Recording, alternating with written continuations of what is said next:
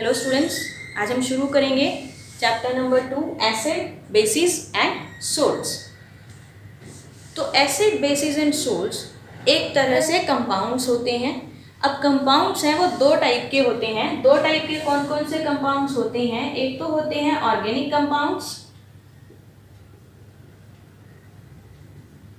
और एक होते हैं इनऑर्गेनिक कंपाउंड्स।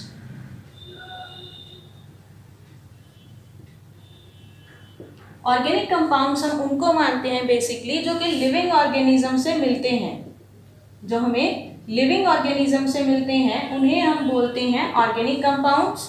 ये हमारी डेली लाइफ में भी होते हैं। फॉर एग्जांपल हमारे जो खाने पीने की चीज़ें होती हैं या जो हमारे कोई दूसरे एवरीडे लाइफ में काम आने वाली चीज़ें होती हैं उनके अंदर ऑर्गेनिक कंपाउंड्स हमें मिलते हैं।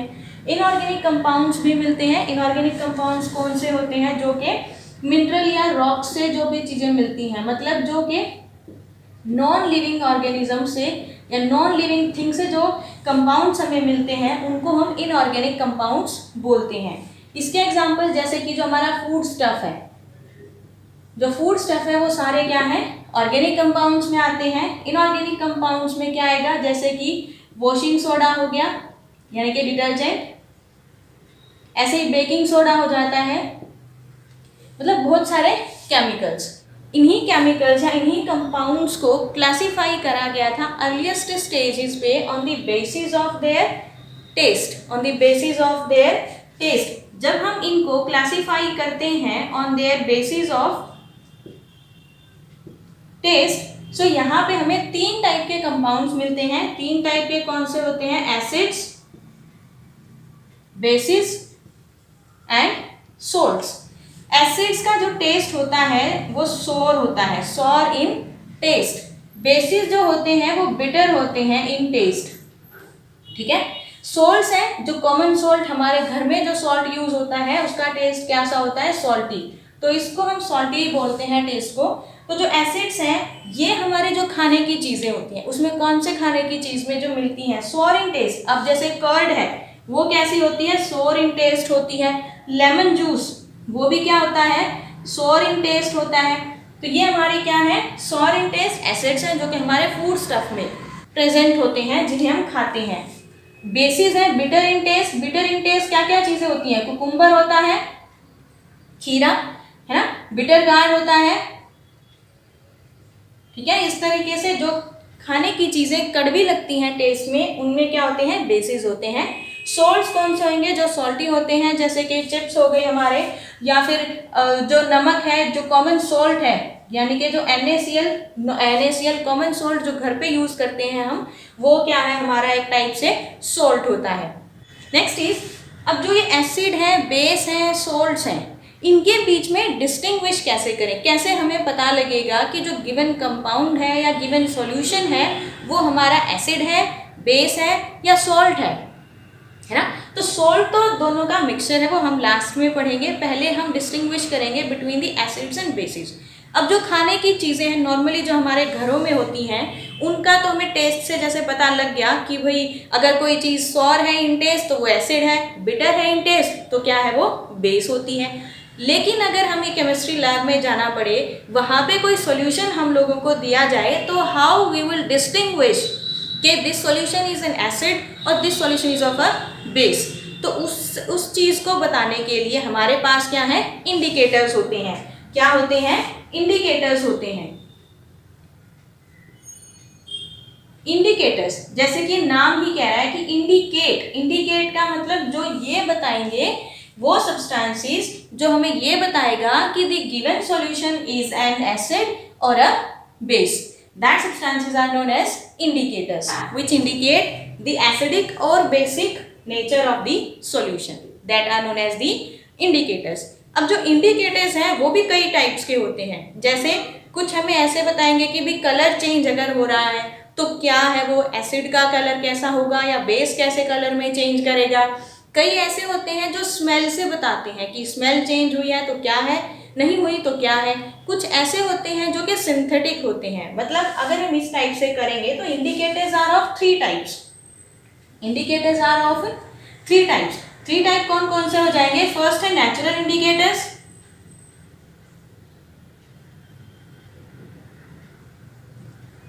फर्स्ट क्या है, नेचुरल इंडिकेटर्स है। सेकंड कौन से हो जाएंगे, ऑल्फैक्टरी इंडिकेटर्स।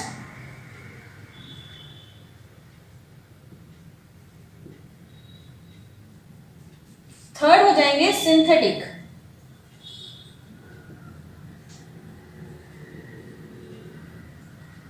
Synthetic indicators.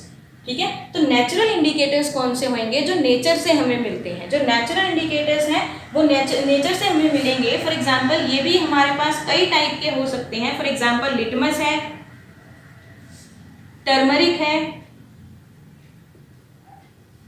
ठीक है, रेड कैबेज है, और भी कई सारे होते हैं। ठीक है, इसी तरीके से ऑल्फैक्टरी इंडिकेटर्स भी कई टाइप के हो सकते हैं, जैसे कि अनियन, वनीला, क्लोव ऑयल, बहुत सारे होते हैं।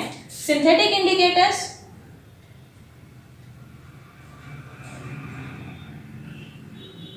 Phenolphthalein,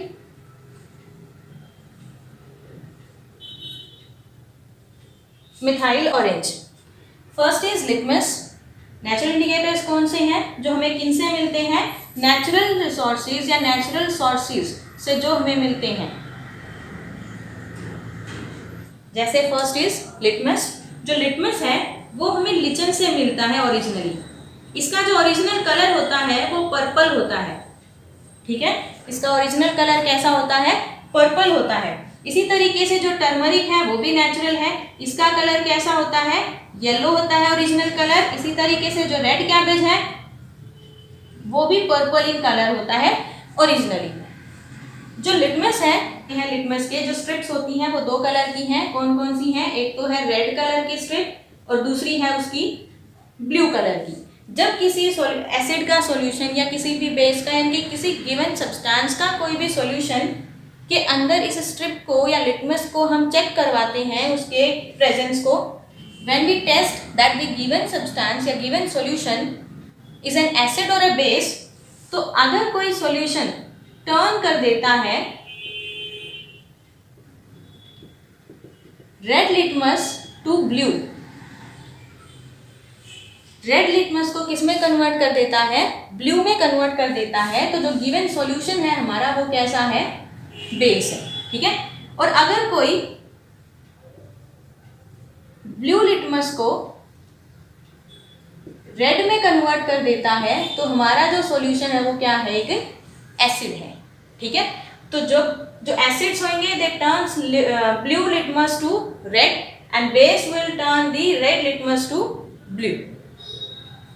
next is turmeric. Turmeric का कलर कैसा है, ओरिजिनली येलो कलर है टर्मरिक का। एक नेचुरल सब्सटेंस है, हर घर में यूज होता है। अगर आपने कभी देखा हो, कभी खाना खाते टाइम या किसी फंक्शन में गए हुए हो और टर्मरिक का कोई दाग लग जाए तो वो येलो इन कलर होता है, और जब उसको हम डिटर्जेंट में डुबोते हैं या हम साबुन से उसको साफ करते हैं तो जो ये येलो कलर होता है वो रेडिश ब्राउन में कन्वर्ट हो जाता है, वो रेडिश ब्राउन में कन्वर्ट हो जाता है। तो जो डिटर्जेंट है वो हमारे कैसे होते हैं, बेसिक इन नेचर होते हैं। Means base will convert yellow colour of turmeric into reddish brown. लेकिन वहीं अगर कोई एसिड है, so there will be no change. जो येलो है वो येलो ही रहेगा। ठीक है, एसिड्स के अंदर उसमें कोई भी चेंज नहीं आता है। So that is the test for turmeric. ठीक है, टर्मरिक को हम यूज कर सकते हैं कि जो बेस होंगे वो येलो कलर को रेडिश ब्राउन में कन्वर्ट करेंगे। अगर एसिड का कोई सॉल्यूशन है तो there will be no change in the colour of the turmeric. Next is red cabbage.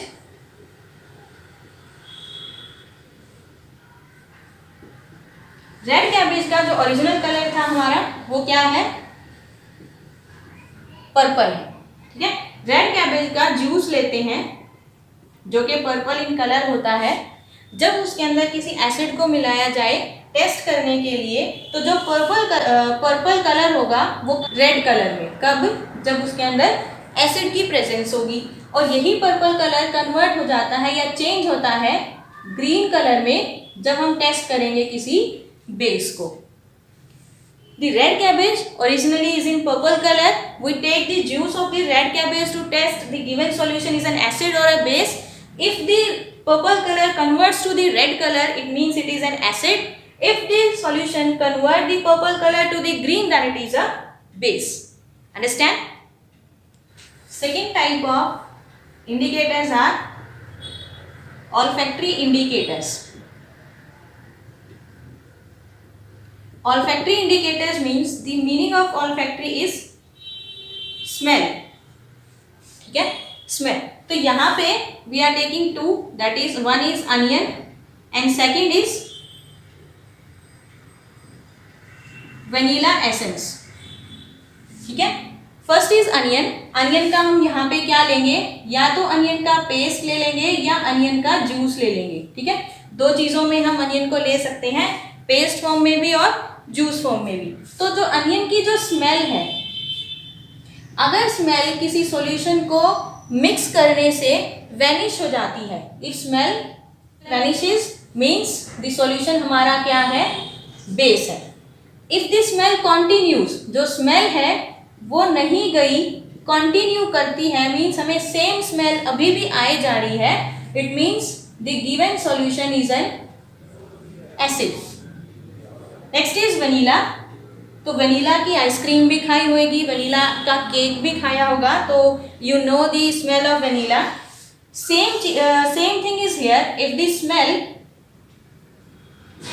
Vanish हो जाएगी, if the smell vanishes means it is a base. If the smell continues,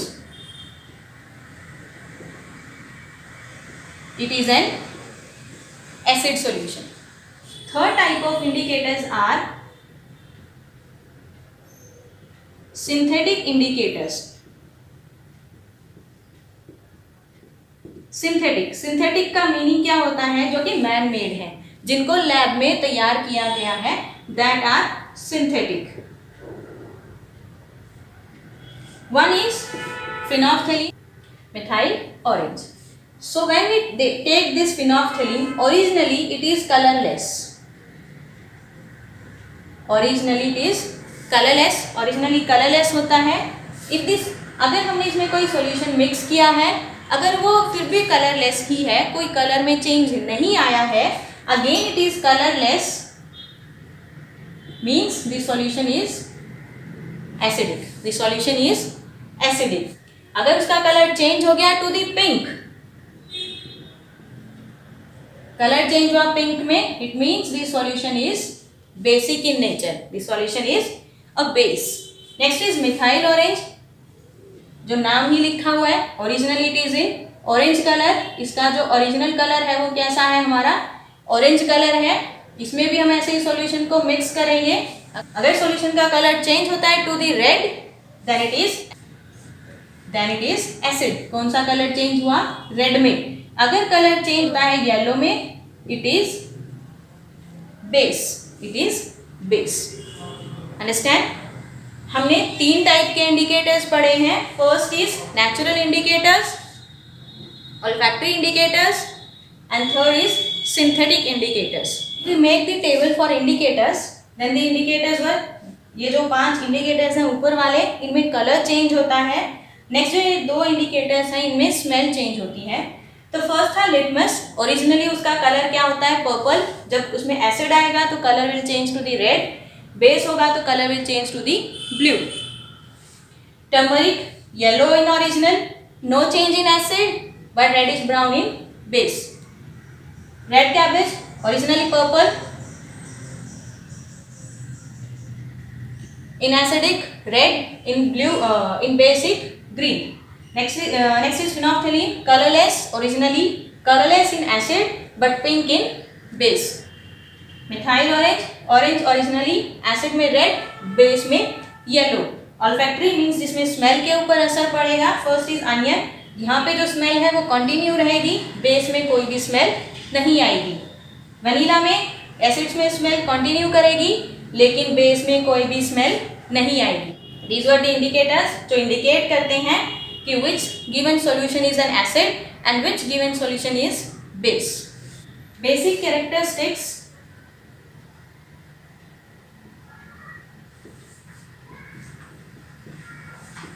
of acids. First is sour in taste. They convert या turns blue litmus to the red.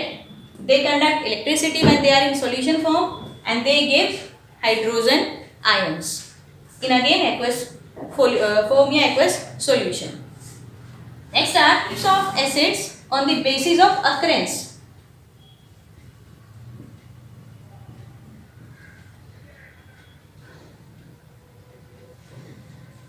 On the basis of occurrence. On the basis of occurrence, there are two types of acids.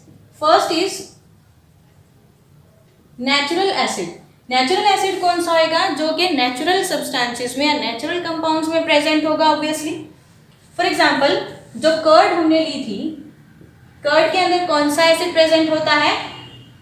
Lactic acid. इसी तरीके से जो lemon है उसमें कौन सा होगा? सिट्रिक एसिड प्रेजेंट होगा. तो ये नेचुरल एसिड्स हो गए. मेथेनोइक एसिड है या एसिटिक एसिड है या फॉर्मिक एसिड्स हैं, तो ये हमारे क्या है? नेचुरल एसिड्स हैं. सेकंड कौन से होते हैं? मिनरल एसिड्स,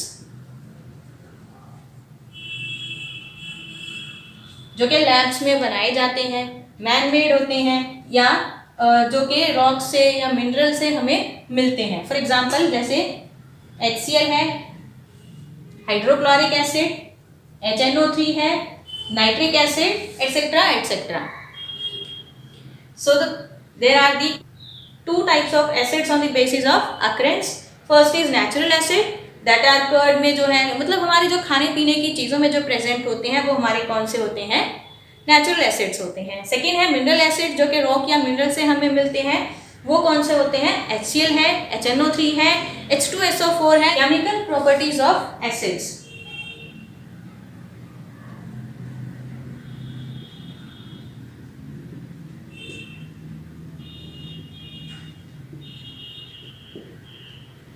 जो एसिड्स होते हैं वो कंपाउंड्स ही होते हैं, केमिकल्स ही होते हैं. तो वो जो एसिड है किसी अदर कंपाउंड के साथ में रिएक्शन भी करेंगे. सो फर्स्ट है रिएक्शन विद मेटल्स. अगर कोई एसिड रिएक्शन करता है मेटल के साथ में, तो वो क्या बनाएगा? What will be the product of this? The product will be salt and plus में क्या निकलेगी? Hydrogen gas. For example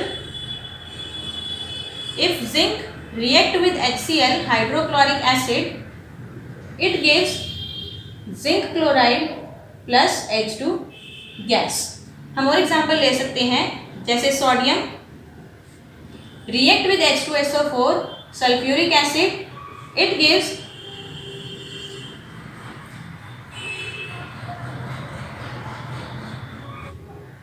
when sodium react with sulfuric acid, it gives sodium sulfate and plus में H2 hydrogen gas. Now the question arises, someone asked, कि question पूछ लेते हैं कोई कि जो ये हाइड्रोजन गैस निकली है, हमें कैसे पता चलेगा कि यहाँ से हाइड्रोजन गैस ही इवॉल्व हुई है? What will be the test कि हम चेक कर पाए? ऐसा टेस्ट होगा जो ये बताएगा कि हाइड्रोजन गैस है वो यहाँ पे इवॉल्व हुई है. सो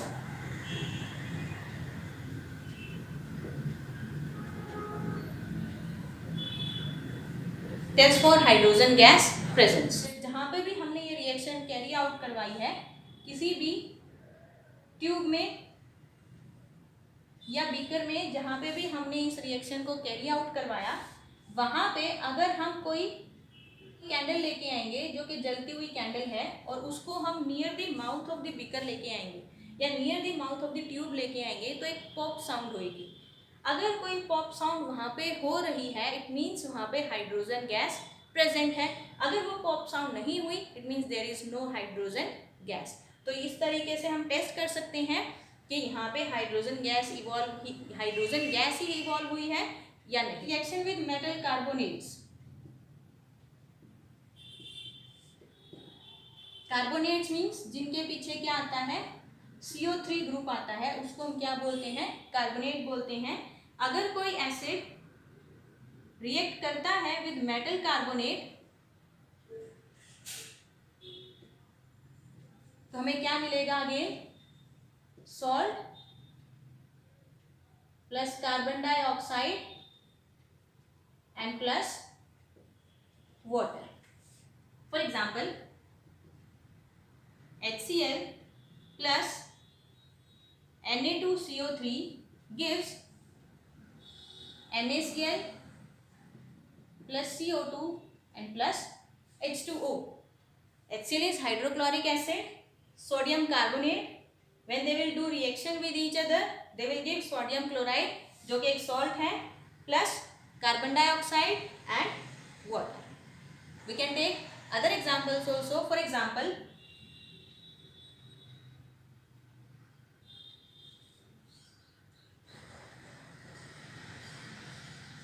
HNO3 nitric acid plus calcium carbonate.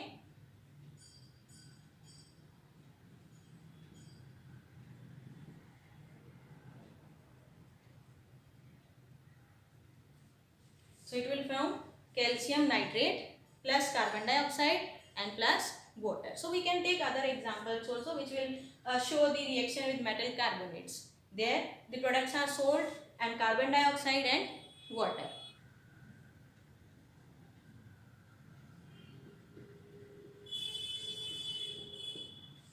Metal hydrogen carbonate, इसमें सिर्फ इतना ही फर्क है, यहाँ पे H आ जाएगा, ये हो जाएगा हमारा HCO3, ठीक है, इसके साथ में रिएक्शन. अब जब एसिड है, जब वो रिएक्शन करेगा विद द हाइड्रोजन कार्बोनेट, किसी भी मेटल का हाइड्रोजन कार्बोनेट, तो फिर से हमारे पास क्या बनेंगे, सॉल्ट बनेगा, कार्बन डाइऑक्साइड बनेगी एंड वाटर बनेगा. फॉर एग्जाम्पल अगेन हम HCl लेते हैं, प्लस में यहाँ पे हम NaHCO3 सोडियम हाइड्रोजन कार्बोनेट लेते हैं, तो यहाँ पे क्या बनेगा, NaCl प्लस में बनेगी CO2 एंड प्लस में निकल जाएगी H2O. Understand. Now again the question arises कि जो ये गैस यहाँ पे बन रही है that is carbon dioxide, what is the test for the presence of carbon dioxide. हम क्या ऐसा टेस्ट करें कि हमें ये पता चल जाए कि भाई कार्बन डाइऑक्साइड यहाँ पे प्रेजेंट है, या कोई अगर हमसे पूछे कि भाई हम कैसे पता लगाएंगे कि carbon dioxide gas is present anywhere. तो इसके लिए टेस्ट है, अगर ये कार्बन डाइऑक्साइड को हम किसी भी, अगर हमें कोई गैस दी गई है और उसको हम लाइम वाटर से पास करवाते, ठीक है, lime water is calcium hydroxide, ठीक है, कैल्शियम हाइड्रोक्साइड पे अगर हम पास करवाते हैं कार्बन डाइऑक्साइड को और ये कन्वर्ट हो जाए मिल्की इन कलर, यानी कि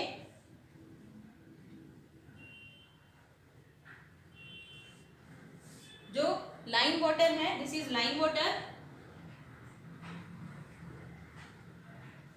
plus carbon dioxide will convert to calcium carbonate plus में. अगर प्रेजेंस ऑफ गैस में लाइम वाटर है वो कन्वर्ट हो जाता है मिल्की कलर का, ये मिल्की कलर हो जाता है, it means there is the presence of carbon dioxide, वहाँ पे कार्बन डाइऑक्साइड प्रेजेंट है. इफ इसी जगह पे जो कार्बन डाइऑक्साइड हमने पास करवाई, if excess of carbon dioxide is passed,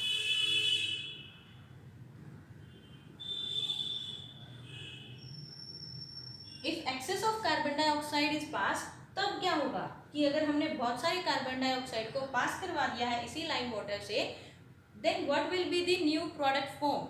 तो यहाँ पे जो CaCO3 है, इसमें हमने excess of carbon dioxide pass करवा दी, साथ में H2O यहाँ पे निकला था, तो ये किसमें कन्वर्ट हो जाएगा, HCO3 में कन्वर्ट हो जाएगा. मीन्स यहाँ पे क्या बन जाएगा, कैल्शियम हाइड्रोजन कार्बोनेट. और जो ये मिल्की कलर यहाँ अपीयर हुआ था, यहाँ पे जो मिल्की कलर होगा वो डिसअपीयर हो जाएगा, ठीक है. If excess of carbon dioxide is pass through the lime water, then the milky colour will disappear here, means the new product is calcium hydrogen carbonate. Understand. We studied the chemical properties of the acid.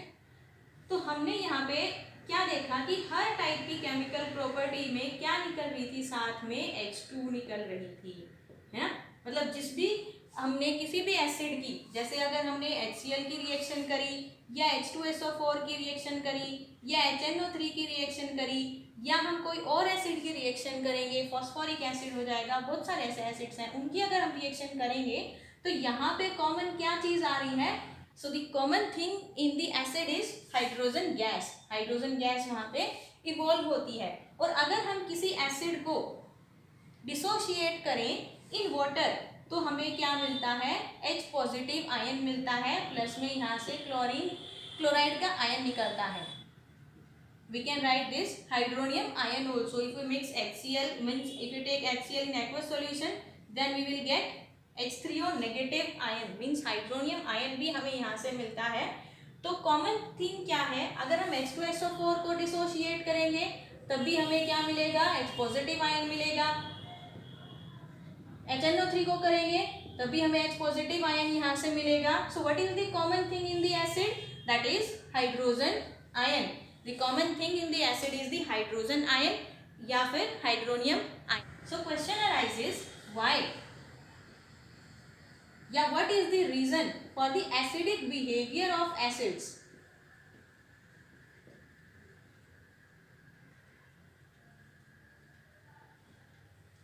कि जो acids हैं वो acidic behaviour क्यों show करते हैं?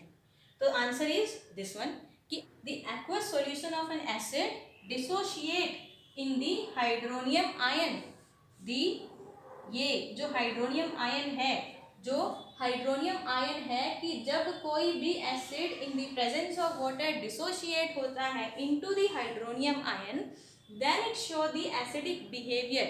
मतलब अगर इसकी प्रेजेंस है किसी सॉल्यूशन में, it means it is an acid. अगर ये नहीं है तो that is not a acid या that solution is not an acidic solution. So what will be the effect of adding water on the concentration of acid? अगर हम कोई acid हमारे पास है, कंसंट्रेटेड एसिड है, उसके अंदर हमने क्या ऐड कर दिया? वाटर ऐड कर दिया। So what will be the effect on the acid? क्या इफेक्ट होगा उस पर? उसमें क्या हो जाएगा कि जो हाइड्रोजन आयन प्रेजेंट थे या जो हाइड्रोनियम आयन जो प्रेजेंट थे वो पर यूनिट वॉल्यूम क्या हो जाएंगे? डिक्रीज हो जाएंगे। क्या हो जाएंगे? पर यूनिट वॉल्यूम डिक्रीज हो जाएंगे। The effect of the concentration on the addition of water in the acidic solution is this के the number of hydrogen ion या hydronium ion per unit volume will decrease. Next is the type of acids on the basis of strength. One is strong acids and weak acids.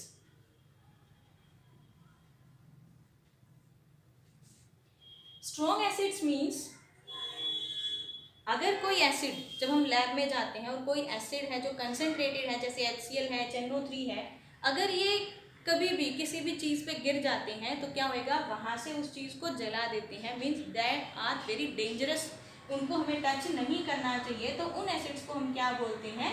Strong acids बोलते हैं। Weak acids कौन से होते हैं? जैसे कभी कोई भी आंट है, आंट मीन्स चींटी अगर हमें काट लेती है तो उस जगह पे दर्द होता है, तो वो इतना दर्द नहीं होता कि हम जल जाएं या कोई नुकसान पहुंचे, लेकिन थोड़ा बहुत दर्द होता है। इट मीन्स जो आंट ने जो स्टिंग किया हमें, उसमें भी क्या है? एसिड है, लेकिन वो कौन सा एसिड है? वीक एसिड होता है। कौन सा एसिड होता है? वीक एसिड होता है। तो वीक एसिड कौन कौन से हो जाएंगे? जैसे कि फॉर्मिक एसिड है, एसिटिक एसिड है। ये कैसे होते हैं? कैसे होते हैं? ऑर्गेनिक एसिड्स भी होते हैं। ये कैसे एसिड्स होते हैं? ऑर्गेनिक एसिड्स भी होते हैं और ये वीक एसिड्स भी होते हैं। ये लिस्ट है some organic acids and their sources की। फर्स्ट है acetic acid. Acetic acid present होता है विनेगर में। विनेगर क्या होता है? जो हर घर में भी यूज करते थे, दैट इज सिरका। Ascorbic acid, ascorbic acid present होता है गवावा में, आंवला में। Next is citric acid, lemon, orange, means जो खट्टे फ्रूट्स हैं, सिट्रिक एसिड, लेमन, ऑरेंज में। लैक्टिक एसिड प्रेजेंट होता है सोर मिल्क में, कर्ड में। और लैक्टिक एसिड हमारे शरीर में भी बन जाता है जब हम कोई रेस लगाते हैं, जब हमने कई दिनों से रेस नहीं लगाई हुई, या हम कोई एक्सरसाइज शुरू करते हैं, जिम वगैरह शुरू करते हैं, उस टाइम पे जो हाथों में, पैरों में जो पेन होता है, that is due to the formation of lactic acid. Methanoic acid, ant sting, nettle sting. Ant sting मतलब जब चींटी काटती है या हनी बी जब बीज काटती हैं. जो नेटल स्टिंग है, नेटल इज अ प्लांट है जो कि मिथेनोइक एसिड है, उसका अगर कोई कांटा चुभ जाता है तो वो भी मिथेनोइक एसिड रिलीज करता है. ऑक्सैलिक एसिड टोमेटो में प्रेजेंट होता है. Tartaric acid tamarind, tamarind means इमली, इमली में प्रेजेंट होता है. इसी तरीके से मैलिक एसिड एप्पल में प्रेजेंट होता है. So this is the list of some organic acids and their sources. That's all for today. In next video we'll study about the properties of base, the chemical properties of the bases and the pH scale about the acids and bases. Means अभी हमने पढ़ा है कि भाई कि given solution acid है या base है. हम पढ़ेंगे कि कितना acid है या कितना base है. ठीक है, that is in next class. So thank you.